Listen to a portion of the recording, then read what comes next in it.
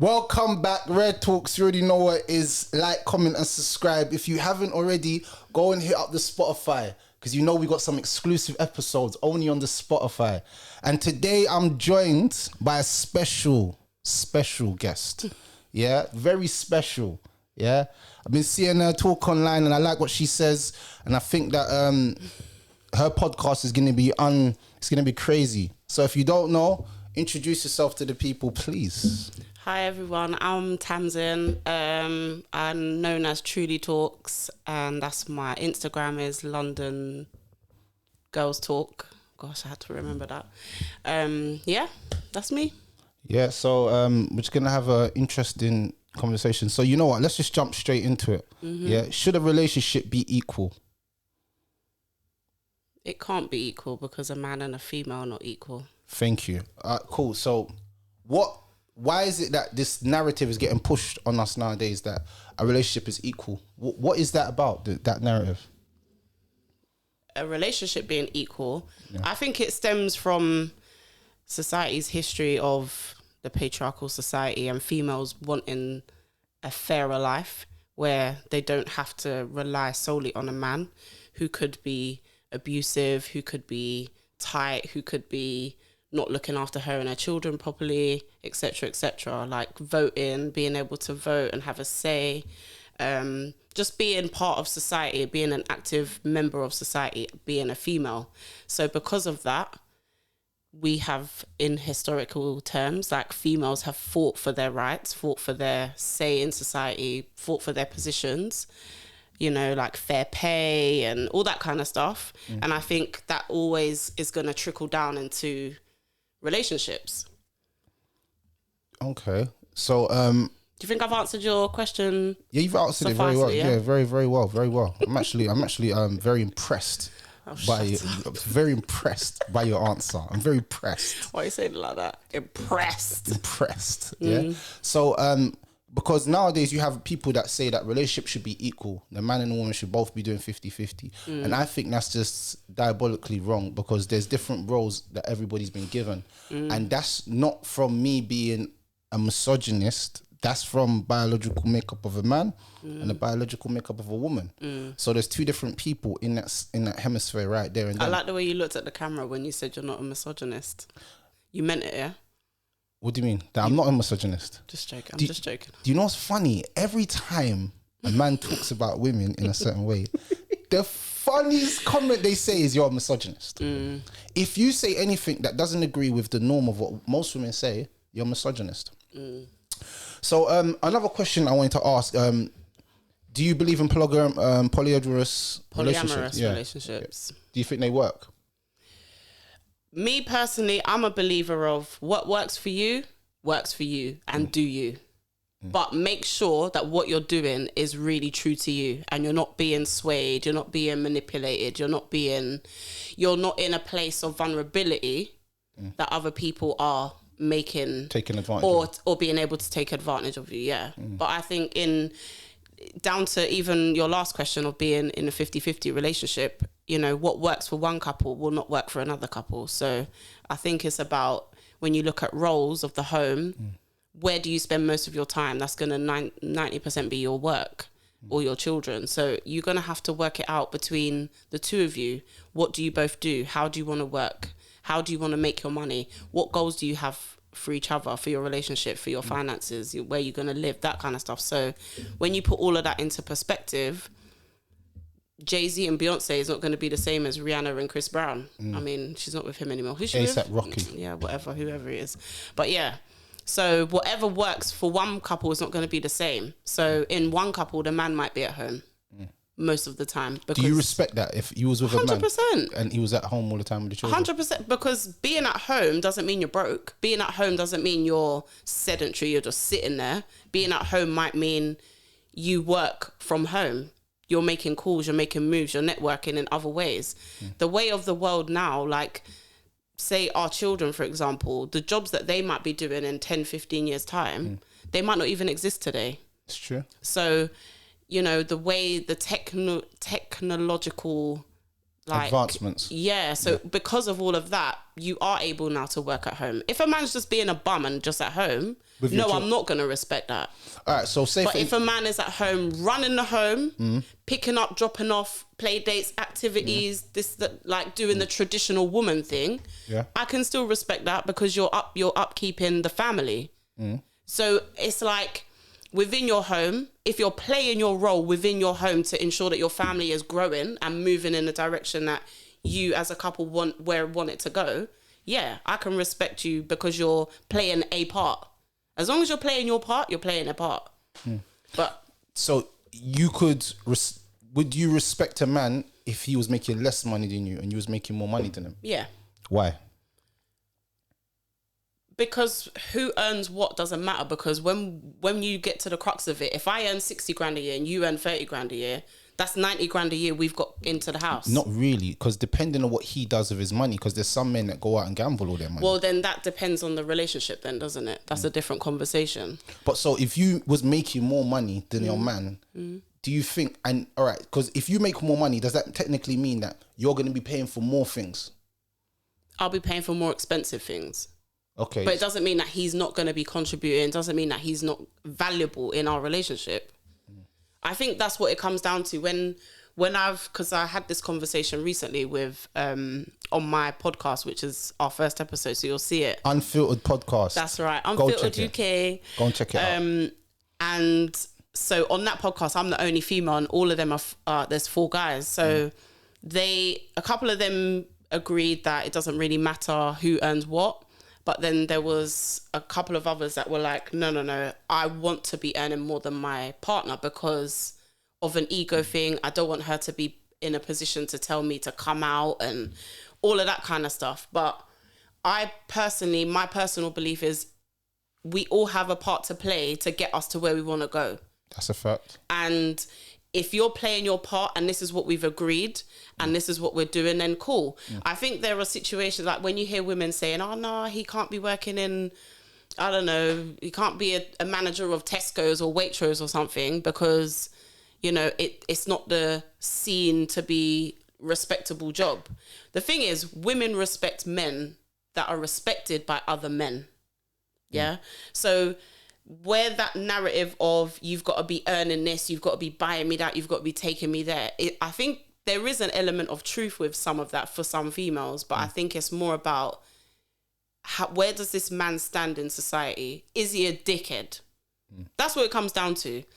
Because if in the home as well, it's the same kind of dynamic of if I can take the piss out of you, then I'm not gonna respect you. But for me, that doesn't equate to money. That equates to your character. That equates to who you are. Like, what are your morals? What do you stand for? What do you believe in? Do you know what I mean?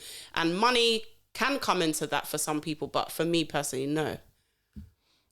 That's deep because there's a lot of men out there that would say that they can't be in a relationship with a woman that's making more money because they would feel less of a man. Yeah. And I've heard men say that.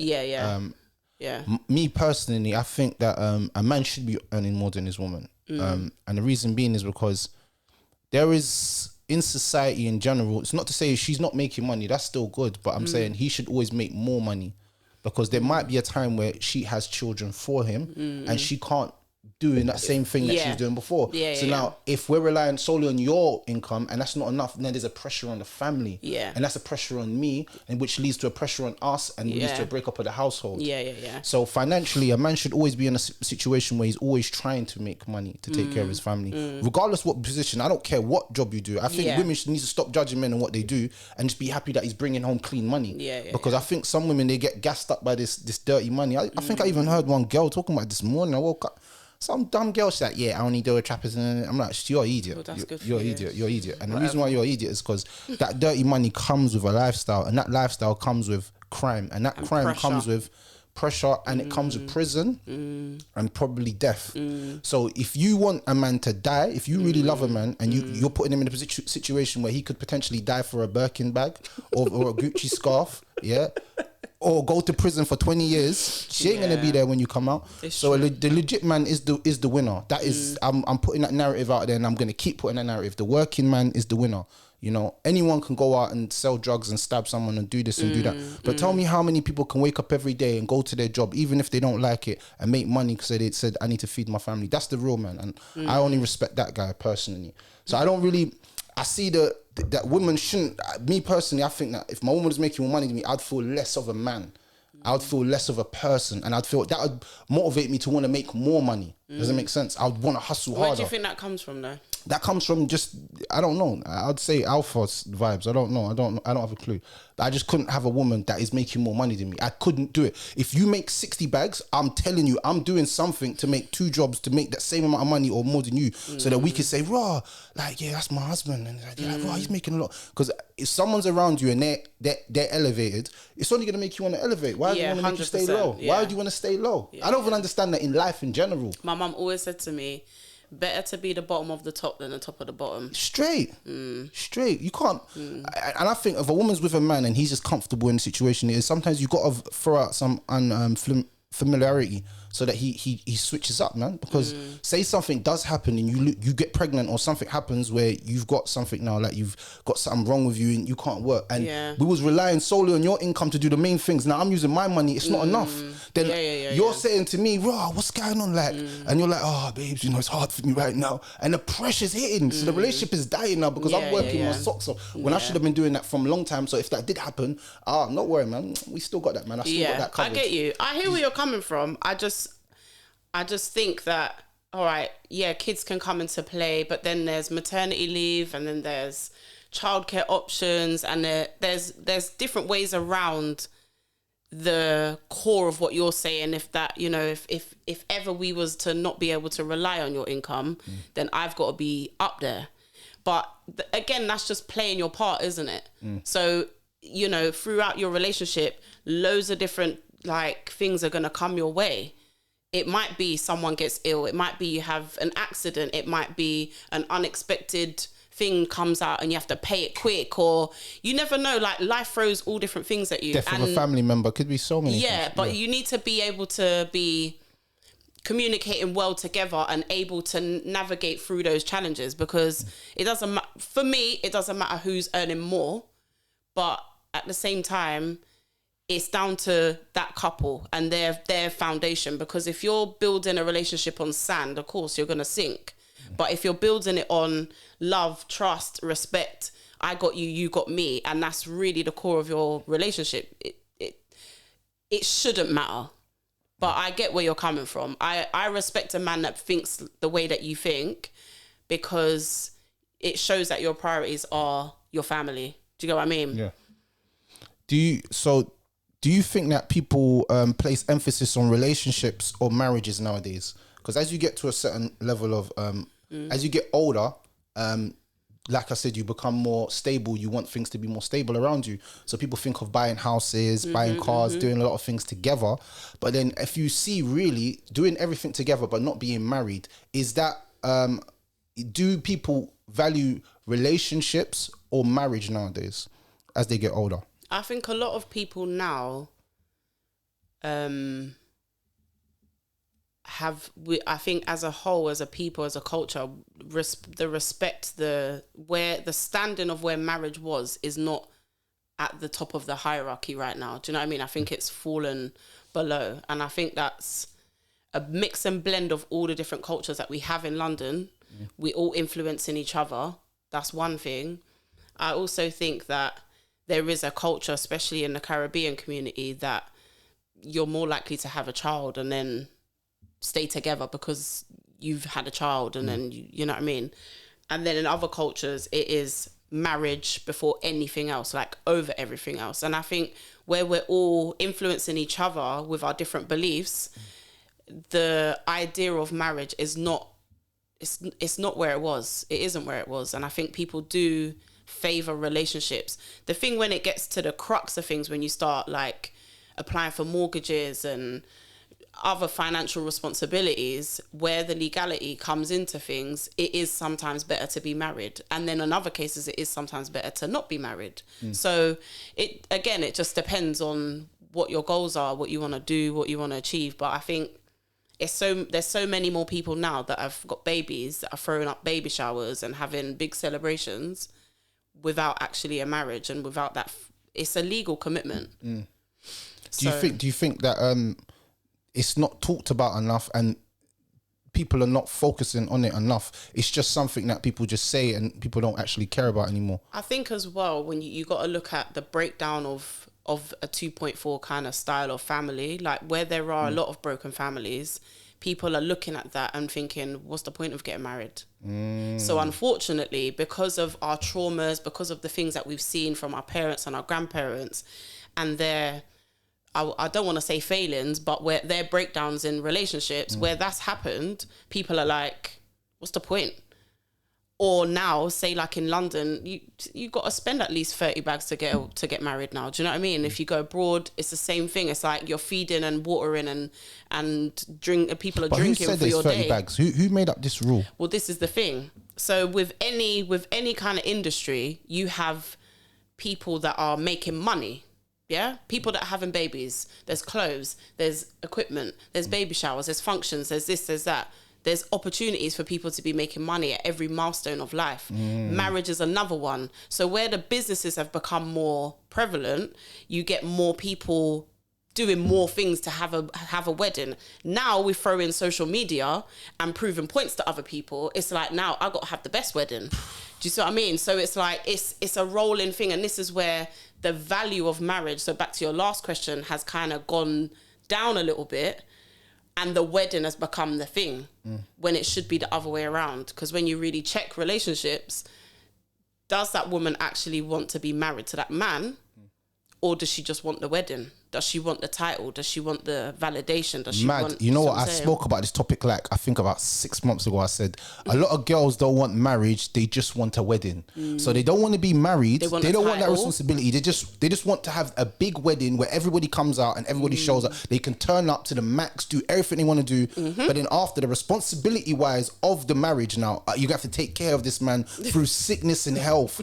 She ain't on it. Well, it's because with a marriage for a woman, and it goes back to society changes over time, a woman was, the position for a woman to be, the ideal position was to be a married woman.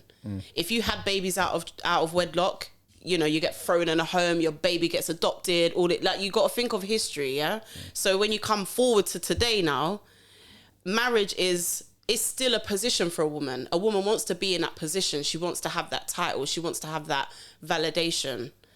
Because that's still a thing for women. Unfortunately, it's still a thing. It's not good enough that you earn 100 grand a year. It's not good enough that you've got a good job. It's not good enough that you're sexy. You have to also have a man to be an upstanding member of society. Do you see what I mean? So where that's thrown in the mix, and then you get social media, like I said, and then you get young girls looking up to the wrong people at the wrong things, then this is why it comes down to people wanting to be, I want a big wedding so everyone can see I had a nice big wedding.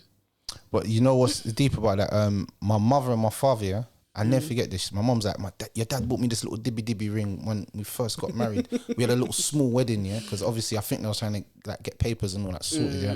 This is like back in the 80s, yeah. You see, that's another reason. Like, people get married for all different reasons as well. So we'll get onto that in a sec. Go on. But like, obviously, so they got married, yeah. But the funny thing is, my dad doesn't even have no papers. He's still a Jamaican citizen. He's never got a British passport because he's never cared about Britain. You know what I'm saying? So it was a thing. Like, I understood that how it kind of went for my parents was that they said, we're gonna do this wedding thing because we need to get married now. Yeah. But after, we'll start renouncing our vows and all that stuff, and we'll get everything sorted. So I understood what they tried to do. They just thought, let's just get married because it's the right thing to do. Your family or my family, and it was more of a traditional thing back in the day. It's like people didn't just sleep around. They just, you slept with her, you got a child, marry her. You know what I'm saying? And obviously she's from rare to your kids will have a better. You know, like it was a strategic move.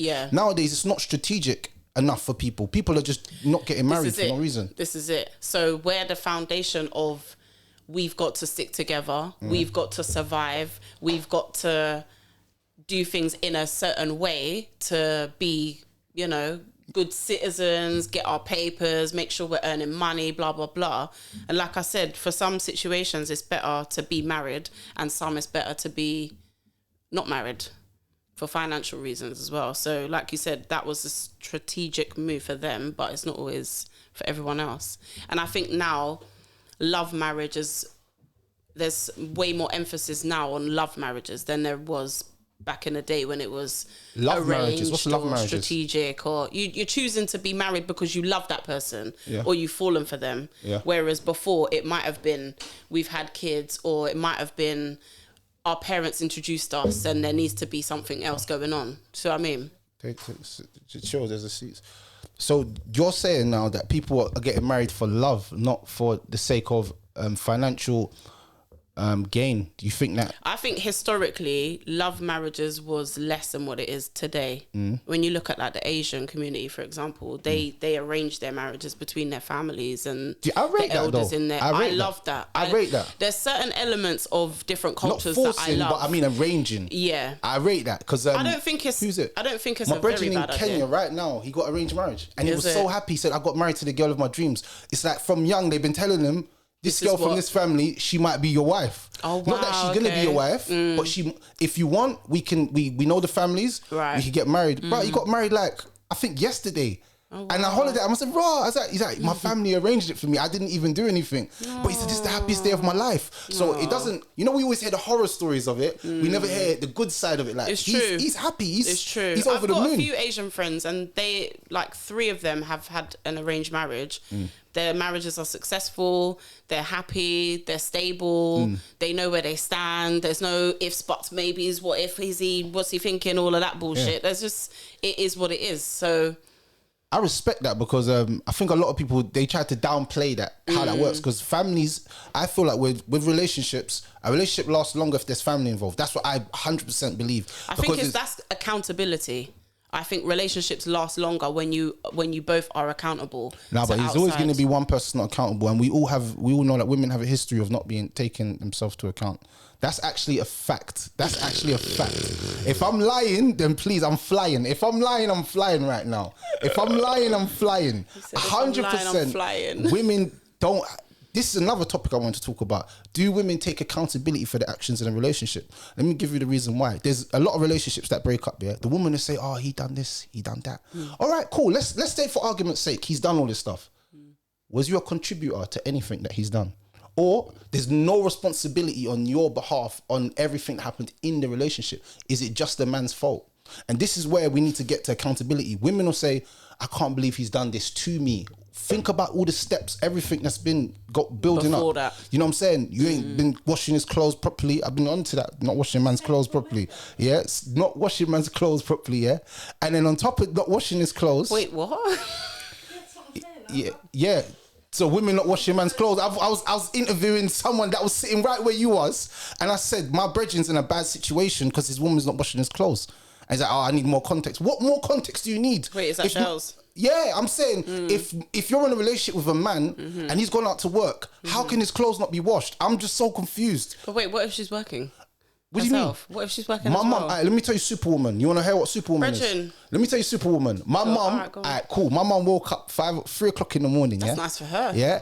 She'd make my dad's breakfast, everything. She'll do all the house stuff, yeah, and then go to work. She'll come home from work, still cook meal, clean up. I've never heard her ever complain about washing clothes. And only thing she didn't like is when people used to put their clothes all over the place. She's like, put your clothes in the wash basket. Yeah. But besides that, she never complained. All right, so if you've come from a household where your standards is very high and now you're living with a woman and her standards is very low, that means she doesn't care about that stuff. You're going to feel some sort of way. It's like you coming from a place where you're always going to Sainsbury's and I'm taking you to Lidl's. You're going to be like, this standard of food is not the same as Sainsbury's. But I'm like, my budget is only Sainsbury's. You're going to feel a way that I'm not being able to treat you how you want to be treated. Okay. And it's the same thing with the relationship. If a man's with his mum or he's with a woman before and she's doing everything for him and then he gets with a woman and she's not doing nothing, not washing his clothes. I hope you lot know this. If you don't wash my clothes, I stink. Sorry, do you not know how the washing machine works? This is what I'm trying to say now. See, this is where the thing happens now. It's not that the man doesn't know how to wash the clothes. It's the fact that he's not single.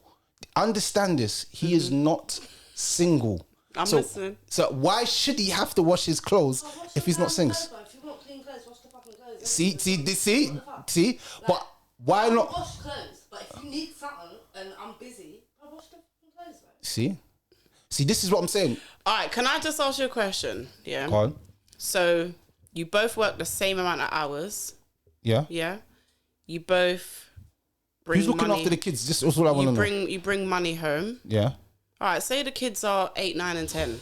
Yeah, cool, they're cool. at school most of the day. And after school, they go to after school club. And we take it in turns picking them up on particular days because of routes and times and whatever. Yeah, Right. that's just our setup. So then we get home, similar time. Then what? So you're expecting, go on then.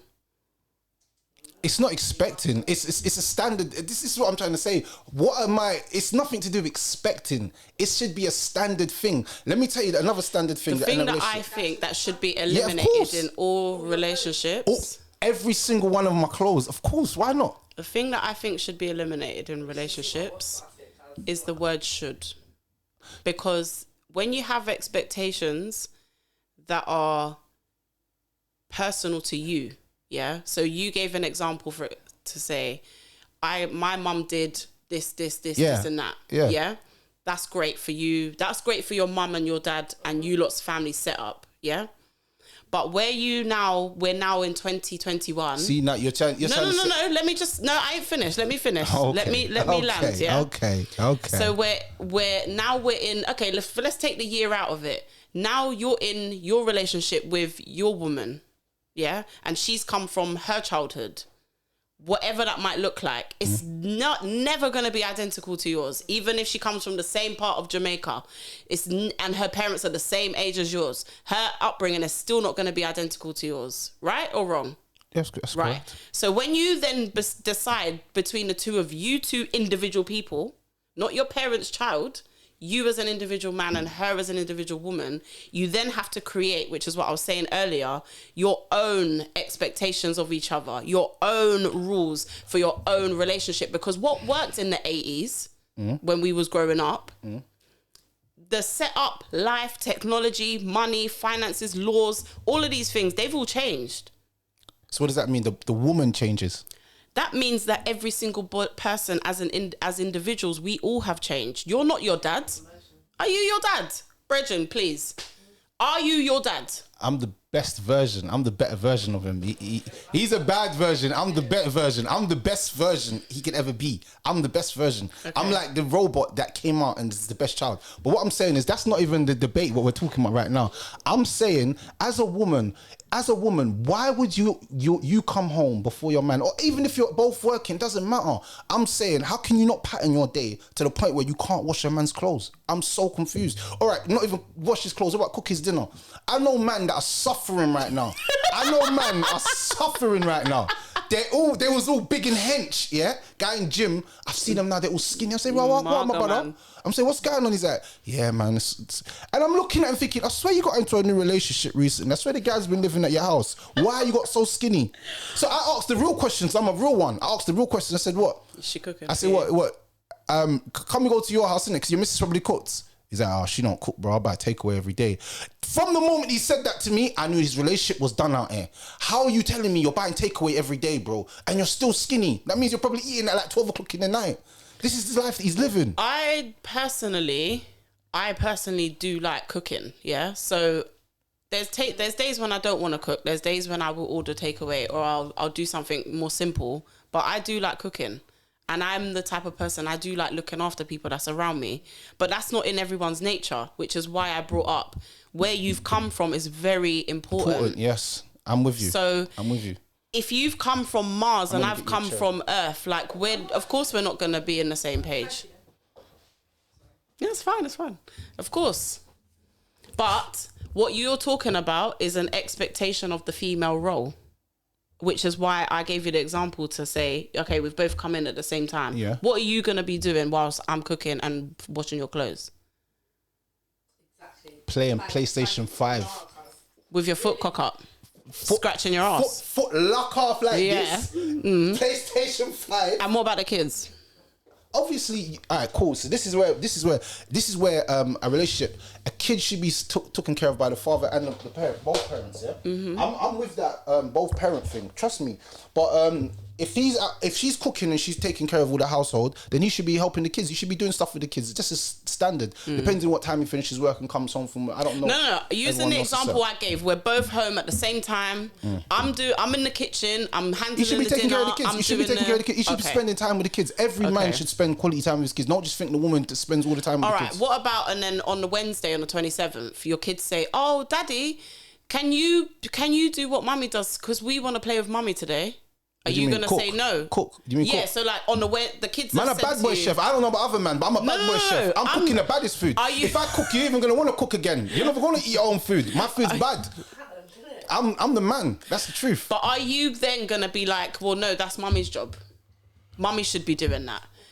But because no, you never say it to your children. You never say it to your children. Okay, so is it important for your kids to have equal amounts of quality time with both parents? Yeah, you got a point. You've got a point, and I can't even deny you there. You've got a point. You got me. So there. this is why I'm saying you got me there. You can have all the expectations and your childhood norms all you like, yeah, or even your societal viewpoints, but what really matters is what happens in your household, right. and that should be decided as your family. Yeah, that's a very good point. I'm with you. Now you know what? Thank you. That was we should both be able to cook. We should both be able to clean. We should both be able to use our initiative. We ain't done this in a while. Let's do that. We should both. What about this? Let me give you a scenario now. My man's at home. He's out hustling all day to get money. Not even hustling. I'm not saying he's doing something dodgy, but he's out working all day. Yeah, and the woman's in the house all day. She don't wash and she don't clean. She don't wash and she don't cook. What kind of relationship is that then? Yeah, it's very unlikely that that's going to happen. And if that is happening, there is going to be a reason. It's either that she's just, that type of woman, yeah, or she's really not happy. Because any person, male or female, that doesn't get up and is not motivated and doesn't look around them and say, look at the mess, and doesn't think, I've got to do this by a certain time, everybody needs to eat, and know what they're not thinking, that's a big warning sign of depression. Do you think that a lot of people bring their childhood traumas into their relationships? Yeah, of course you do. And do you think that it's right for someone to start a relationship and not tell that person about their childhood traumas? For instance, I'll give you an example. I was with a girl when I was younger, I think 10, 11 years ago. I'll never forget this. And we was all together, everything. She was living in my yard, everything. And then one day she woke up in the night, hey, get off me. I'm like, what the flip, I ain't even touching you. So I didn't even know what she was going through. But obviously, as a man, you start to put two and two together. So I'm like, bruv, she's woke up in the morning. I'm saying, raw, you was wilding out last night. She's like, yeah, I'm sorry. You had to tell. I'm like, but yeah, what's this about, innit? You know what I'm saying? And she didn't want to tell me. I had to basically kind of force it out of her. It was a mad, you're not leaving. I need to know what's this. I can't be living with someone and they stab me in the neck in the night. I don't know what's happening. I need to know what happened. Yeah. So she told me, and now I had a choice at that moment, but I never had a choice at the beginning. So I feel like if you've had childhood traumas, that will affect your relationship now. Do you think it's correct for someone to actually express that at the start? Obviously, you don't want to say to a stranger, obviously, I've been through this in my life at the start, but if you're getting into a relationship with someone, do you think it's right to tell them your childhood traumas? I think it depends on where you are in your healing, to be honest. I think it's going to depend on, if it happened 6 months ago and I've met you today, I might think I'm over it. And then it might just hit me one day that I might just have a panic attack or, have a flashback and not be all right for a few days and be off with you. And then you're going to be like, rah, what's wrong with you? And the person might not know what's actually wrong with them. So I think it depends on if it's a childhood trauma, like they've been abused or, it's been something quite mad and they've been dealing with it for most of their life, then I think it will come out in the beginning. It's more likely to come out when you're talking about your deeper, meaningful stuff, like when you're getting to know each other in the early stages. I think it's more likely to come out. And if it doesn't, I think that's a reflection on, one, where the person is in their healing, how forthcoming they are. Two, if they're in the relationship for the right reasons, because you got to remember, people get into relationships for all different reasons. Sometimes it is to help themselves heal or to get over an ex or because they just want a man. The monkey bar trick, you Or mean? The monkey bar trick. There's all different reasons why people get into relationships. So it isn't fair to withhold something that you know is going to impact the person really negatively. Like, for example, if you know that there's a madman out there that's like stalking you or whatever, and then you're in company and you don't say to them, like, if you see this person or like, if you don't give people the warning, like, that's rude, because, you know, you could be in any mad say situation. for instance, I'll give you an example. Say, for instance, a man's with a woman and then he finds out that a woman's got mental health and he says, flip it, I don't want to be with her. You think that's wrong? Because he never knew. Giving you some real life scenarios, you know. I don't know. Like, again, it's going to come down to context with that. How mad are you?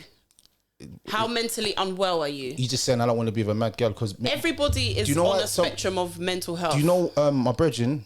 Let me give you a lot of real life, and this is actually deep, yeah.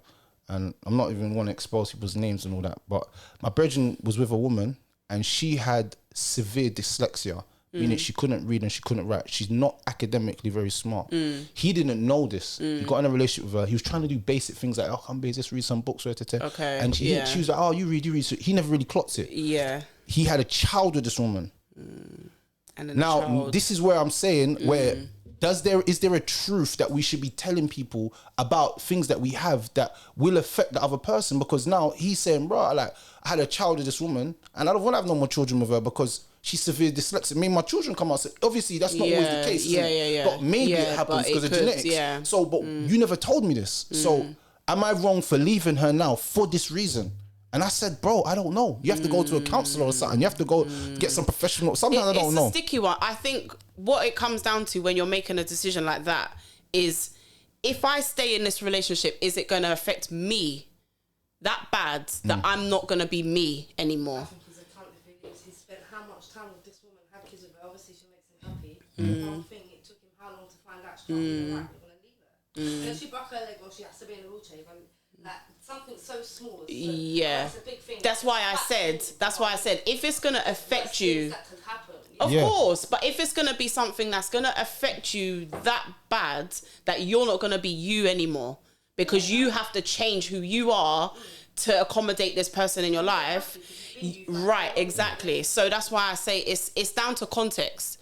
If it's severe and you can't live normally, but then you would have seen that.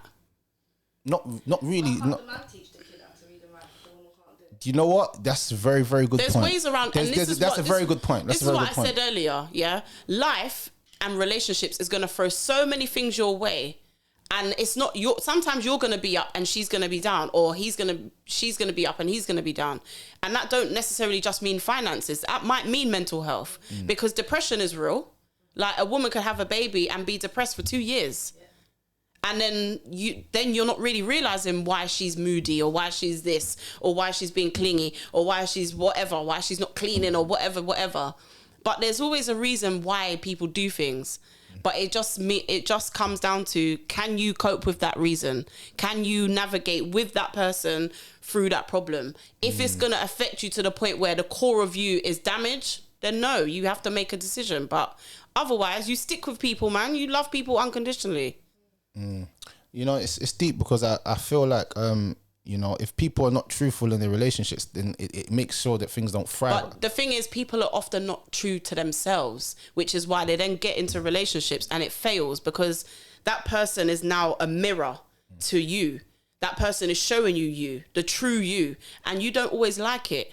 And this is the problem. And then you run away, you go to another one, and then the same shit happens. Because after 7 months or 8 months of niceties and superficials, and you get down to really starting to know each other, then it's like 7 months. Well, it might be even shorter than that. It might be longer than that. But no, I'm using it's that as shorter an than that. example. It's shorter than that. We're in 2021. You're knowing someone through everything. Because look, listen, I'll tell you, I've known people for 5 years, and then they're still like, and I'm like, you didn't really know them. That's you. You didn't really know them. That's you. Really? That's what you're like. Okay. You didn't really know them. I tell you how you know someone. These are the 3 ways you know someone, yeah?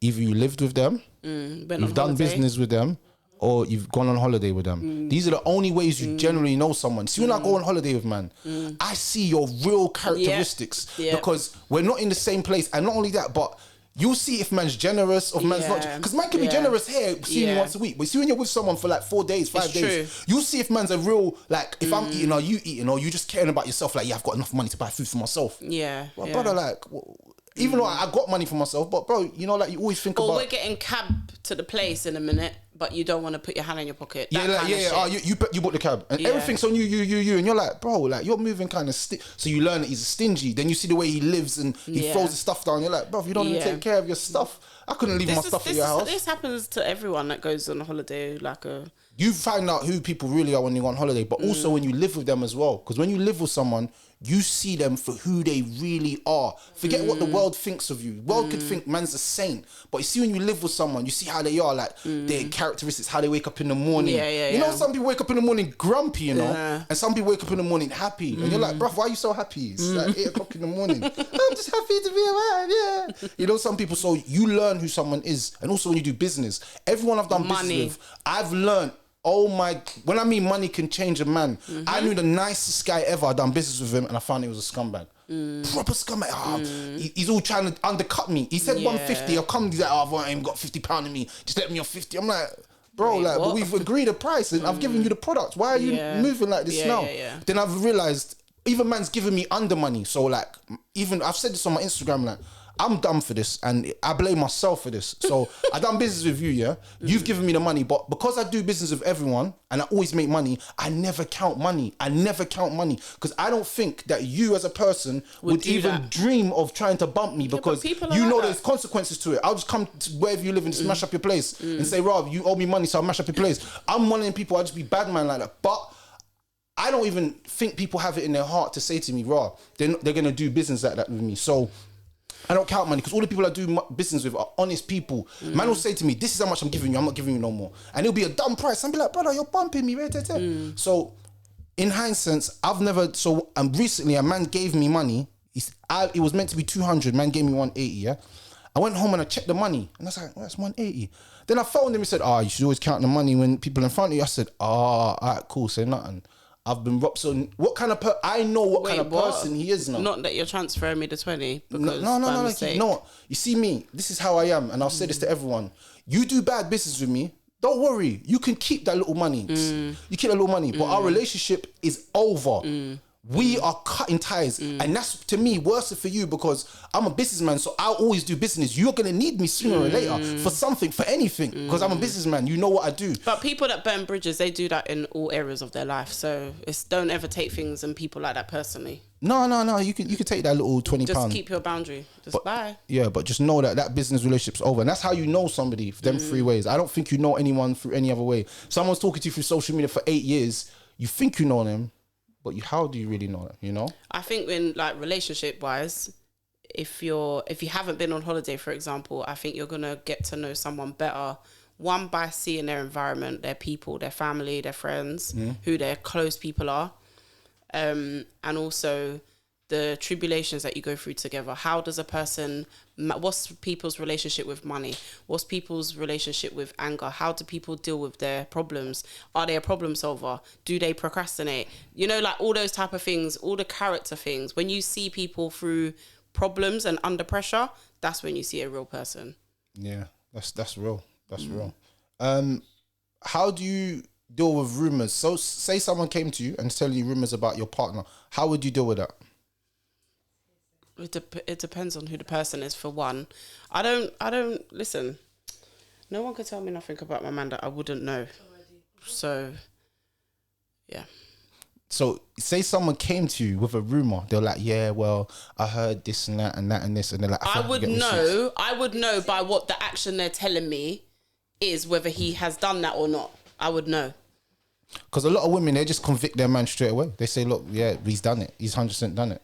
He's definitely the culprit. It's always going to be hurtful to hear if your partner has betrayed you in some way. It's all your initial human reaction is to feel hurt, isn't it? Because you don't want to think of your partner like that. But that's why I say your foundation with your partner has to be strong.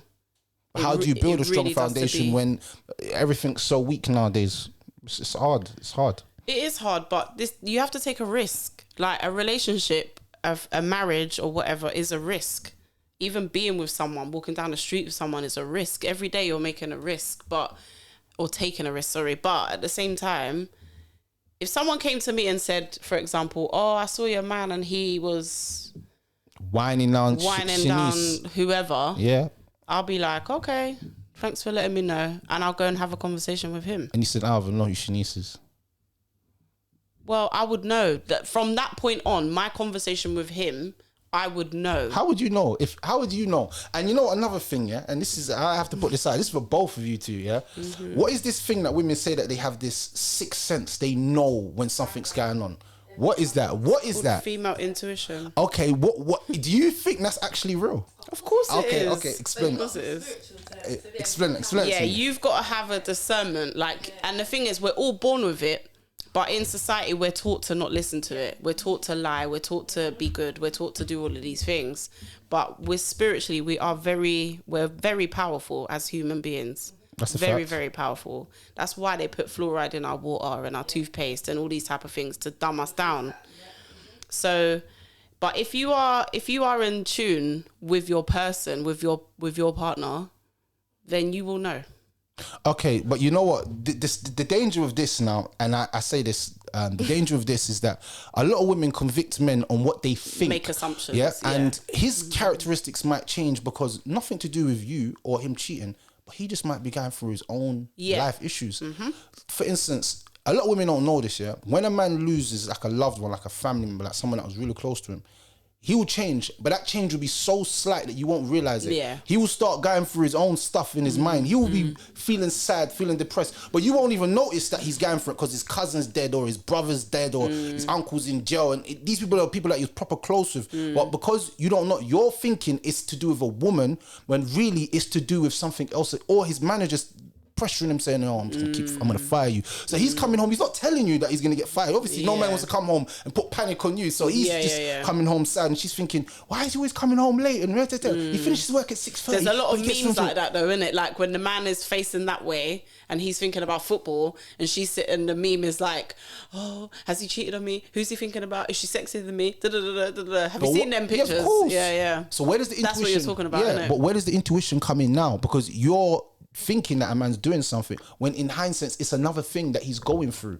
He might even be going through friendship issues. A lot of men take friendships proper deep. Like, my friends betrayed me and now I'm hurt. Now I might not even want to sleep with you. I might just be up all night on my phone. You're thinking, what's wrong with you? You're moving you don't pay no attention. But he's proper invested in this friendship. A woman, when you're going through something like that, she's not the right woman for you.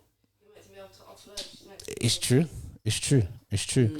But sometimes, you know, some people, they deal with, like I said, they're dealing with their traumas in their different ways. Yeah, and the thing is, people process things differently. Like, I take longer than my partner to process things. Like, I need a little bit longer to process. So I will be like, all right, give me some time. Or I'll just go quiet because I want to make sure, because I'm an impulsive person naturally by nature. I don't like as I've got older, I don't like responding straight away because I'll often respond in how I'm feeling right then and not really logically. So I personally like to process things a little bit longer, especially when it's deep stuff between him and I or our family or whatever.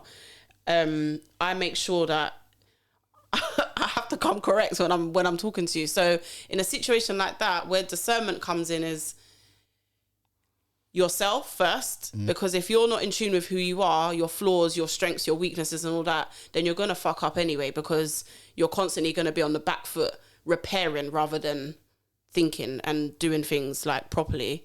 So, but in a situation like that, the reason I said I will know is because of everything that I've learned with him, like who he is as a person. So when it comes to someone's told me, oh yeah, he was winding up with Shanice, he's not really that type of person to be winding up anyway. So it would be hard for me. I'll be like, okay. Oh, so you can't dance. You're saying that, right? Basically, my man can't dance. He's done out here. He's done out here. Nah, he's done out here. He's more of a. He's a stiff man. No, he's not stiff at all. He's just more of a laid back person. But you know, like some people, people's characters are different. Some people are like laugh and soul at a party. They'll be in the room straight away dancing. He's not that person. And he don't really, in his history, don't really move the girls either. You're such a... No, man, stiff man said he don't No, they move are. the girls. Some men No, are. no, but hey, listen, if he's over 30, he had to move to girls because that's the only way to get girls back in the day. Weren't no social media. When he was young, but I'm talking about like when you're older, girls will move to you. That's true. It's true. Maybe not. Depends. How do you maintain? Depends. Listen, women move to men. You think so? But then there's other women that there's a group of women that will never move to a man, ever, because they got it like that, innit? Yeah, innit? I think you have to go for what you want. But anyway, listen. How do you maintain long-term friendships? Between women or between... Yeah, it's different. It's different. Women, yeah, go on. How do you do it? All right, so most of my female friends, like we're all mums. See? What about you? A few women that are just like me that I can keep. Other than that, I have acquaintances. I can't do it. Women are problems. Headaches. Trust me, I'm with that. Jealousy. I can't do it. It's the same thing with men, though, you know. You know that I'm just gonna sabotage you to get there. Yeah, that's the same. I'm on her I vibe. want you to do something, but we'll go and do it. And when you ask why you don't want me to do it, they can't answer you. I can't take them. Yeah. How do you do Ask it? you because they didn't want you there because you take attention away from. That is exactly. But okay, so female relationships. That's weird. You lot just said something that was just weird because I can't even relate to what you lot just said. Way, That's mad. What you just said was mad. If you are the person that is sociable, is like, do you know what I'm trying to say? Like, Yeah, sometimes you're not invited because you take attention away from other people. Yeah. That is happens. To What me a lot. is what? Isn't that meant to be? What? Whoa. Yeah, I'm Yeah. confused. I would rather keep man around me, bro, because at least they tell you the fucking truth. Can't That is mad. I never knew that. Is that what you women go through? Yeah. I've never gone through that. Me and my friends, it's all fun. It's all love. Whoever gets to show, gets to show. We're all shining. That's how I look at it. We're all shining in our own ways. Well, that's how it Someone should might even be. be shining. He might be just silent and he's shining. And I like that. There's one guy, he just never talks. He's just in the corner. He's just silent. I had a bridging like that. He never talks, but people always found him so... Gravitated towards him. Yeah, intriguing. Mama just never... I used to say to him, why you never talk when you go out? He's like, yeah, I just have to stay silent, road boy. You see me? If just he's got vibe. a voice like that, I understand why he's quiet. Don't try. I mean, poor thing, isn't it? Poor thing. I think with women, yeah, the way that we relate to each other or the way that we relate to people in the world is by nurturing our relationships. And with nurturing comes possession in a way. So in their friendships, like when I analyze, because I used to work in schools and colleges, so when I analyze new year sevens that would come in, for example, you'd always get like for like. You know, they say birds of a feather flock together. of course, Yeah. So you'd get the little girls that were little fast asses that have probably got problems at home, probably not one parent's not there or someone's not really giving a shit about them. So they go out in the world trying to look for attention, blah, blah, blah. They always come together. The little football boys, they always find each other. The little geeky boys, and girls, they always find each other. So you'll always find people that will navigate towards each other because it feels safe. It's comfort.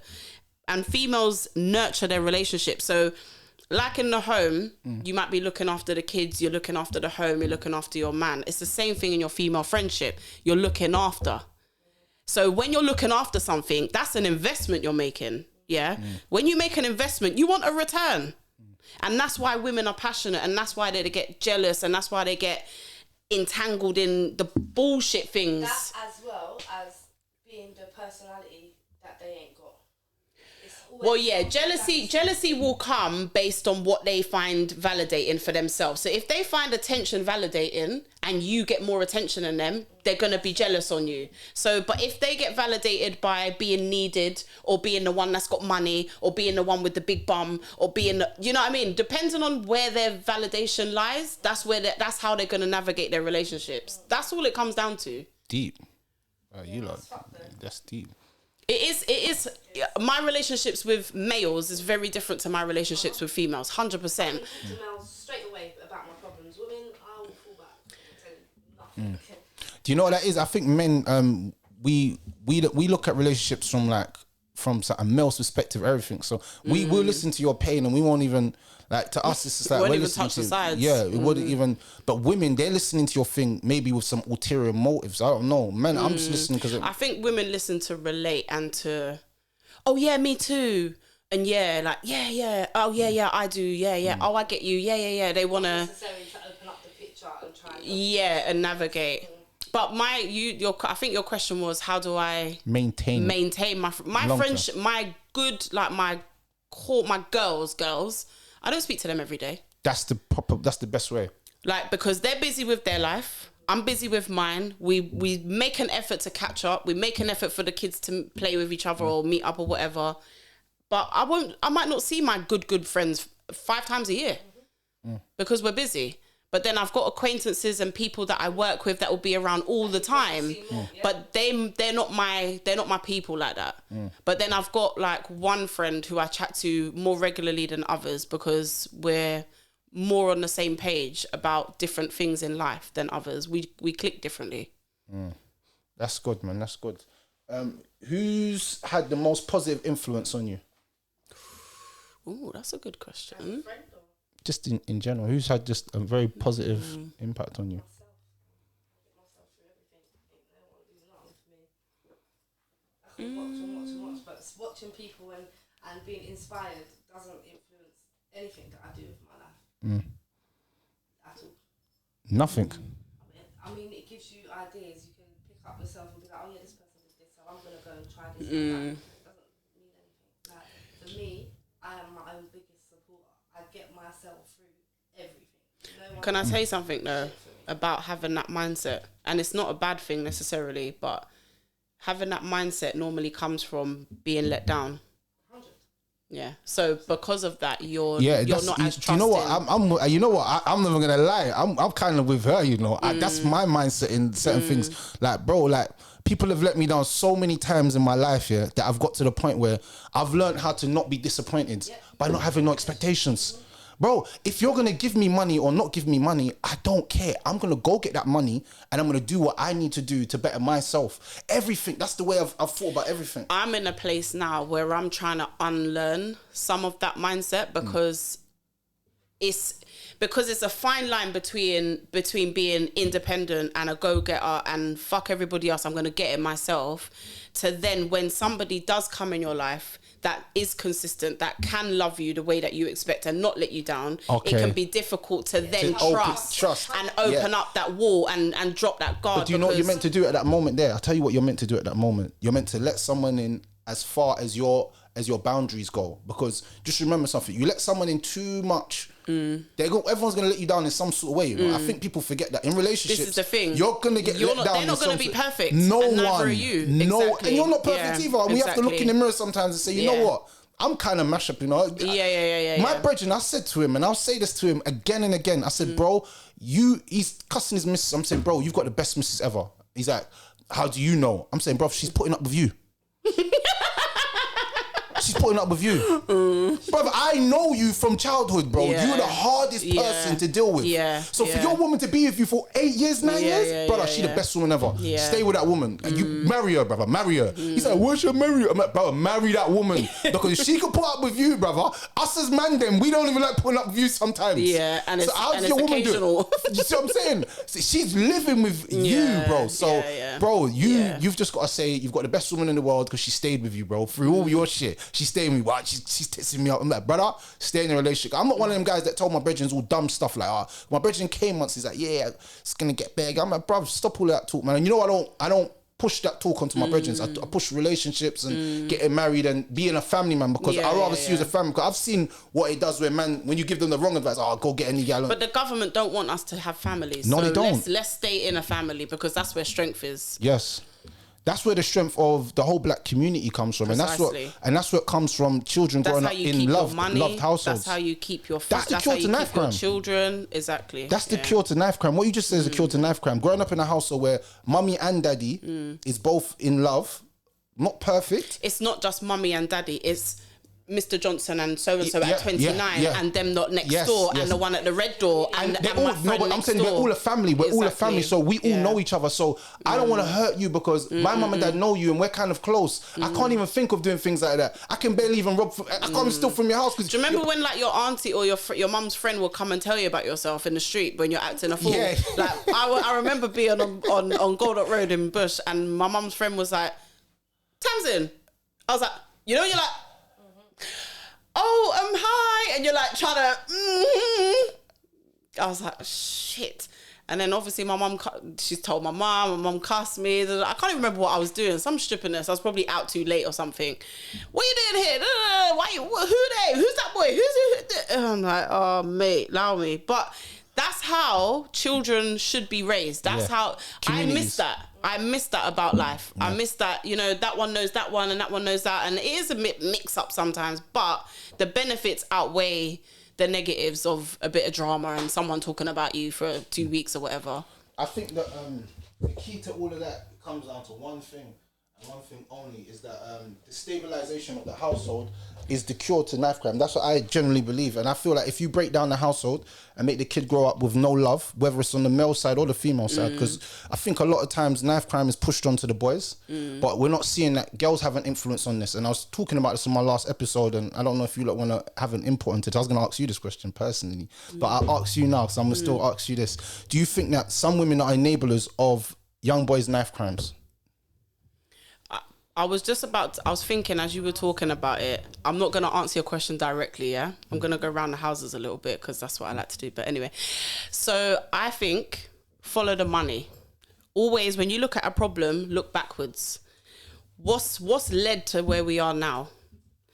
Society has taken away everything that is free for children to do. Money has been taken out of education. Money has been taken out of social care. Money has been taken out of every industry that is social, that is beneficial for a child's development.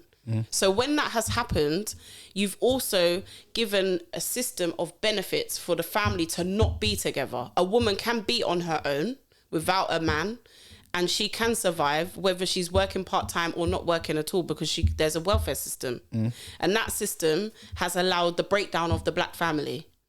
So because of that now, you add on education being shit. It's basically like a prison for kids to, you know, it's just like a route to prison. Then there's nothing for the kids to do, lack of green space, lack of opportunities to do things and go anywhere. Put all of that shit together, knife crime has been slowly on the rise. It, like, the correlation, don't ever miss out the correlation of everything of our social structure, because yes, we are all enablers of it. Of course we are. We all are. We all have a role to play. But guess what? We're busy now. We have to work these long hours to afford the house that we live in. We don't even have time to spend in our house to fix it up or sit in the garden because we're at work. And if we're not at work, we're at a restaurant because we can't bother to cook, because we've got so many choices and there's so much things going on. We're not looking at what's really important, which is us, our family, our kids, and our future. That's deep. You say follow the money. So, but you still like with anything, follow the money. Schools are a business. But you still went round the bush though. Of course I went round the houses. That's me. That's but do you think that, all right, let me give you an example, yeah? Because I have to give you a lot of examples for you to understand what I'm actually saying. All right. There's a youth, yeah? I don't like to use real examples. No, don't but use. I'm saying there's a guy, yeah. For instance, he's on. I don't know. He's carrying his sword around. Yeah, he comes to. Huh? How old is he? He's probably in a teenager, probably in his 1920s. Yeah, and he's carrying a sword around or a big knife. Yeah, and he comes to your house. Yeah, and he puts the knife under the bed and says, "Yeah, hide this and hide this drugs and hide my gun." To who? No, I'm just saying he's saying this to you. Yeah, and then one day he gets into problems on the street. Because I'm his age. Yeah. Yeah, I'm just saying, all right, a kid. I'm giving you a scenario, yeah? Not you personally. We're not talking about you personally. And then he's phoned you now, and he said, "Yo, Nat, I need that mash here. I'm coming around to your house now." Now, you've given him that thing. You haven't done anything, but he's gone out and done whatever he done. Did she enable the crime to happen? Oh, as in a girlfriend and the man's come. Yeah. First of all, she's an idiot for even having a teacher who does that. Yeah. So you're not coming to call me to tell me about, yeah, they catch something, can I do something? So I'm not going to be in that at all. So Yeah.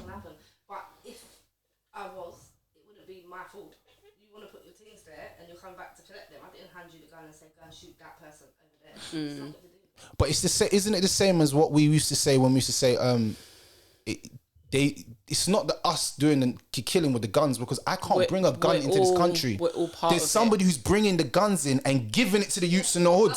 And then the youths in the hood are picking up the guns and going to kill each other. We blaming the government, saying, "Right, why are you letting man come in there with the guns to lick us, that you're putting into our areas that are killing us?" And that's why I respect one guy called, I think it's called Forex Paul or something, but he was talking about, man has to get to the guys that are selling the knives. These are the guys that need to be held accountable. Yeah, I've seen that he's gone to the root of the issue. You see, when you have a problem in your tooth, they do something called root canal. Yeah, they don't just take out the tooth. You go to the root. You go to the root of the issue. So the root of the issue is not just follow the money. That's why I said what I said. Maybe you've got. I've never heard that one, and that one's a very good one. I'm not gonna lie. I'm gonna take that one from now on. But I'm definitely taking that. I'm putting my own thing on it. But it comes down to that. If this girl is holding drugs and doing this stuff here, and I'm coming back to her house, enabler. She's enabled me to do my crime. Yeah. If she throwed me out, it's like I was saying this to someone. If she stood at the door and said, "Bridget, where the fuck do you think you're going with that? Yes. Not in my house. Yes. Bye."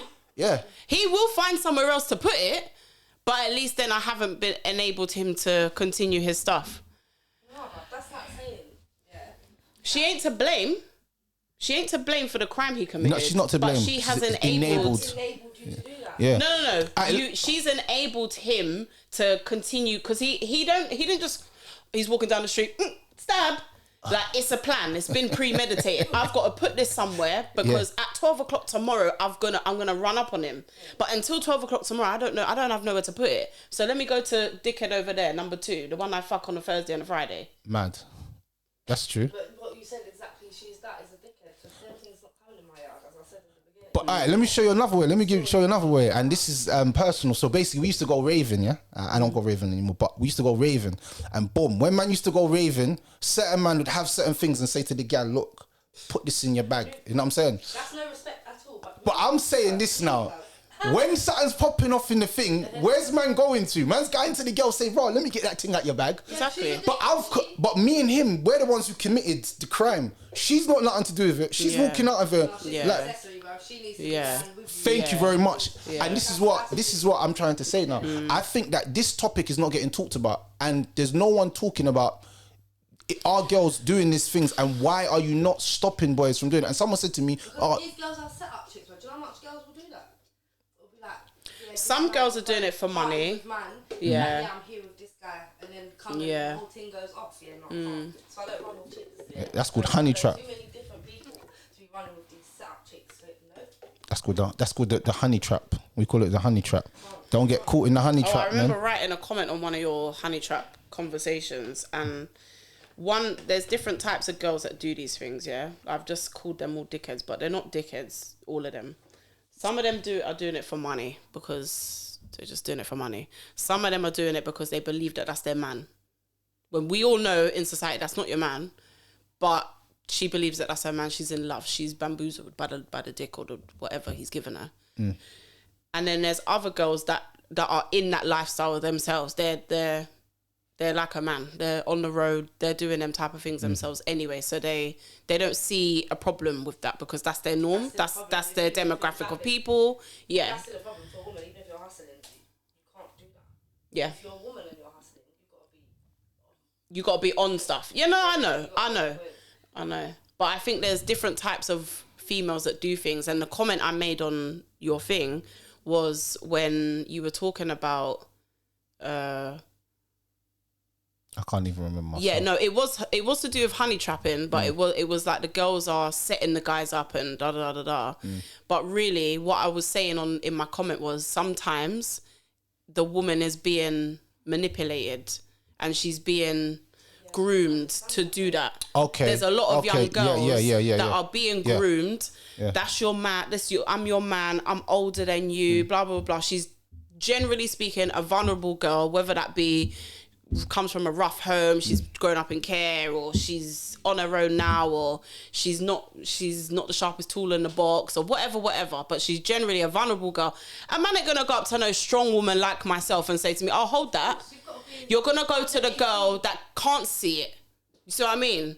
There's certain men that go to younger girls to do them things. And sometimes the guys and the girls are not always, the guy isn't always older.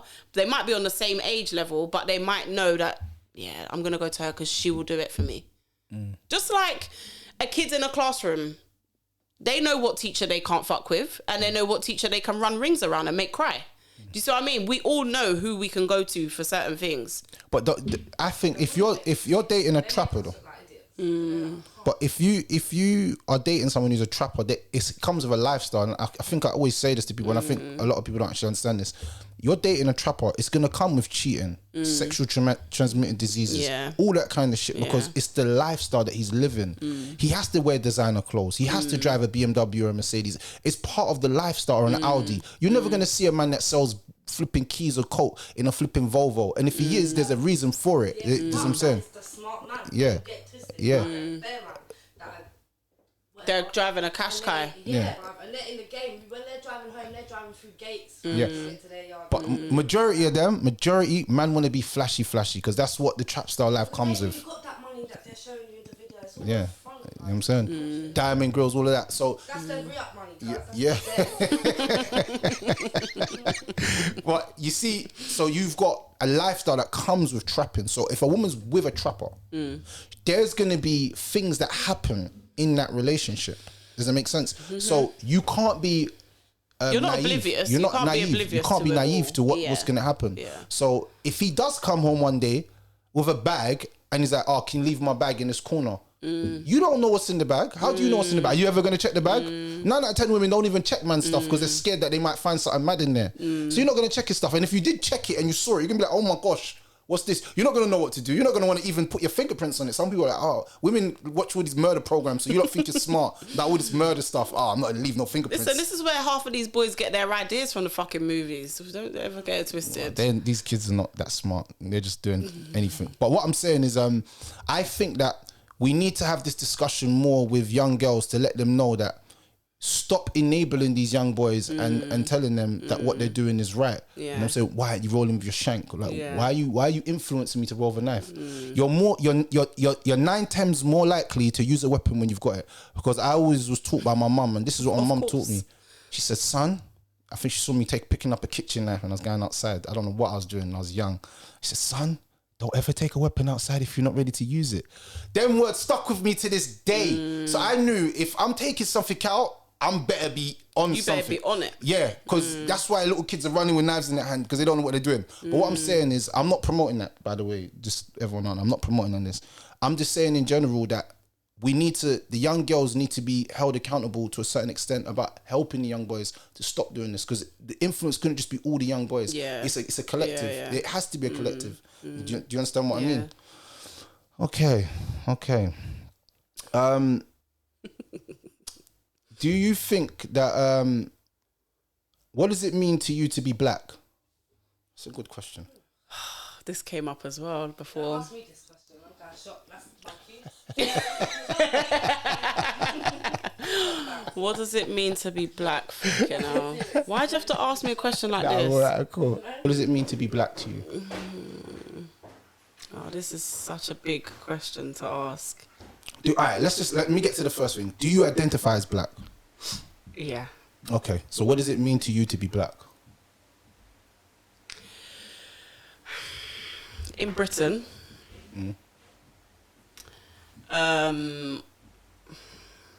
it means to be not part of the hierarchy of the people of the country on some levels. In what I'm getting at, yeah, I like to go around houses. What I'm getting at is to be black and British is to be different, is to be other in the group. I always look at things top down. That's why I always have to think. But for me, it means to be myself, to be connected to black people, to black cultures, whether that be Caribbean or African, to be learning about my history, learning about and teaching my children their history. It means to uplift black people. in the industries that I work in and the people that I'm around to make sure that we're represented when I'm in a position to make sure that happens. Yeah, it's a lot, but it's a big topic. That's why It threw you off, basically. It's a yeah, big you topic. did throw me off because I weren't expecting it. Yeah. I hate people with the ones that they're not really expecting. So, have you ever identified yourself as anything other than black? Mixed race. Okay, biracial. Biracial, yeah. Do you think Dual heritage. Yeah, do you think that's a correct terminology?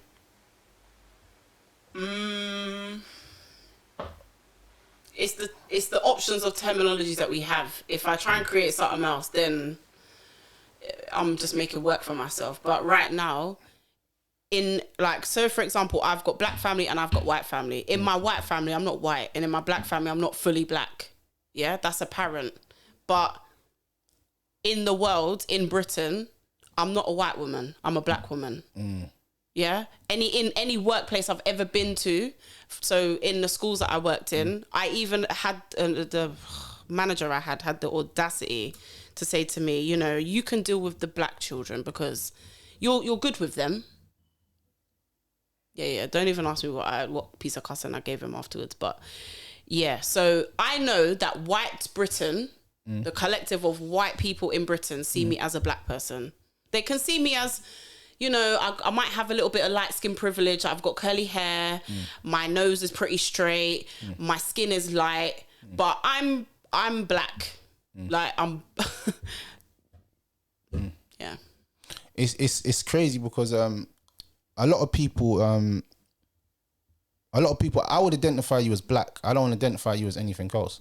I would never identify. All my friends that are mixed race, they all identify themselves as black. Yeah. That's why. But if you go to a group of white people that's got a couple of mixed race friends in there, those mixed race people might not identify as black. What they identify as white? I don't know. I don't know what they would identify as. I can't speak for them, but they definitely would not want to be identified as white or as black.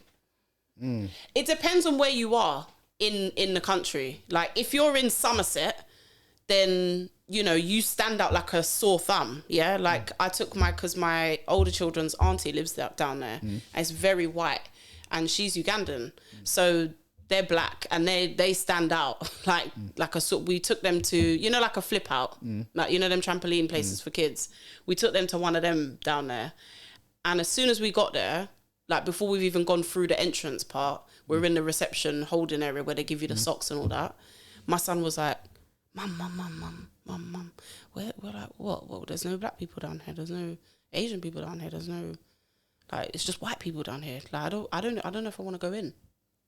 Yeah, because we're privileged in London, and I think we forget that the majority of England, there are pockets of places, mainly in the bigger cities like Manchester, Liverpool, whatever, and Birmingham and whatever, where there are mixture of cultures, blacks, Asians, Eastern Europeans, Oriental people, like we're all mixed.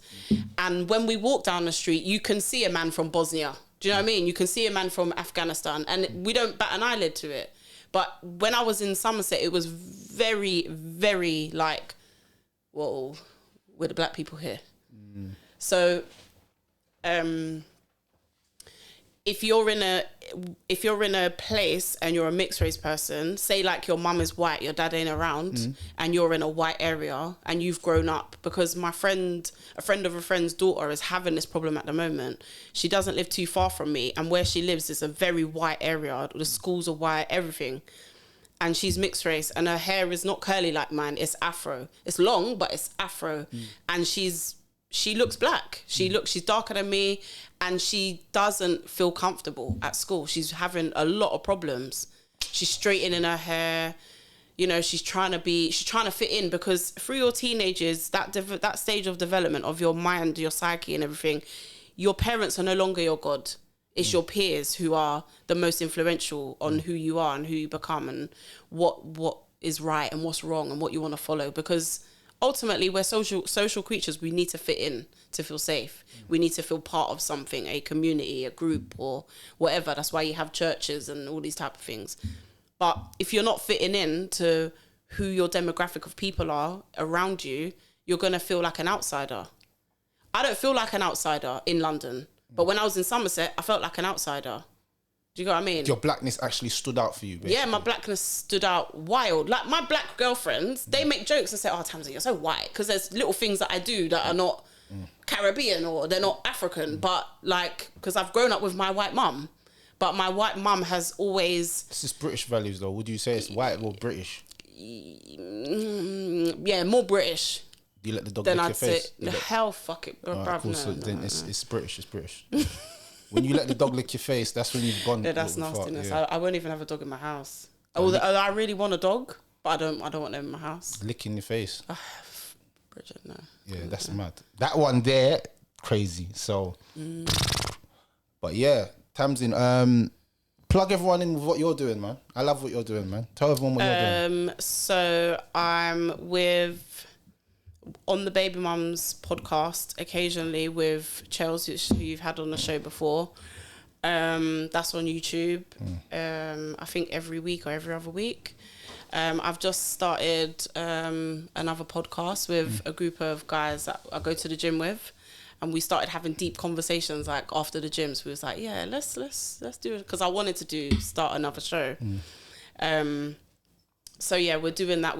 We've done a few episodes, but we're just putting one out this weekend. So our first episode is out this weekend, and that's on unfiltered.uk.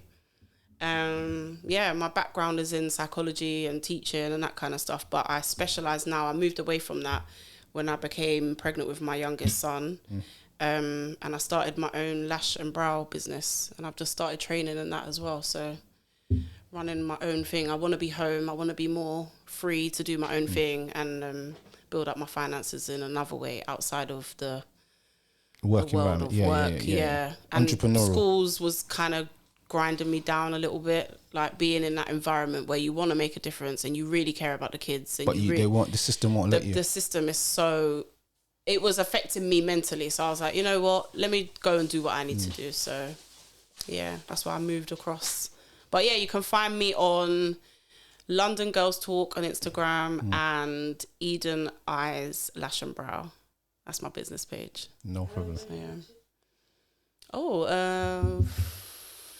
4.5 years now. Pro. Oh, have you? Oh, well done. Wow. So you lot can link up, make there's a connection. Yeah. Networking and connect. That's what we're about. But I'll tell you after. London Girls Talk. London Girls Talk. Come on. Yeah, man, it's a pleasure to have you. Well, thanks for having me. I'd love to see you again. You know what I'm saying? I don't know if I'm driving all the way up here again, though. It's not that far. Why is everyone going like south is so far? South's not that far.